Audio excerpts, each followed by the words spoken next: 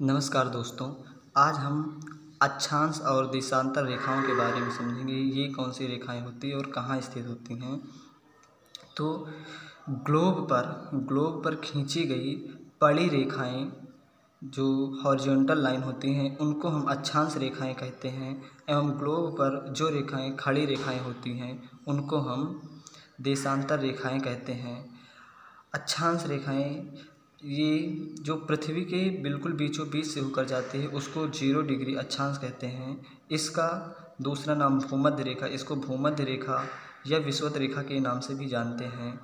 इसके ऊपर जो रेखाएं जो अक्षांश रेखाएं होती हैं उनको हम उत्तरी अक्षांश कहते हैं, क्योंकि कागज़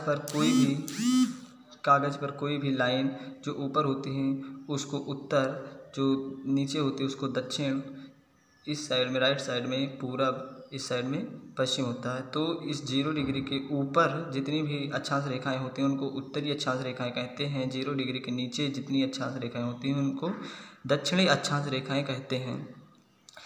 तो इसके ऊपर 23.5 डिग्री उत्तरी अक्षांश रेखा को हम लोग कर्क रेखा कहते हैं, और 0 डिग्री से नीचे 23.5 डिग्री दक्षिणी अक्षांश रेखा को हम लोग मकर रेखा कहते हैं। और ये जो कर्क रेखा होती है, कर्क रेखा भारत के बिल्कुल बीचों बीच से होकर गुजरती है, और जो ग्लोब पर खड़ी रेखाएं खींची जाती हैं उनको हम देशांतर रेखाएं कहते हैं। ये रेखाएं केवल काल्पनिक रेखाएं हैं, ये केवल ग्लोब पर खींची गई हैं, ये वास्तव में पृथ्वी पर खींची नहीं गई हैं, क्योंकि इनको पृथ्वी पर खींचना संभव नहीं है।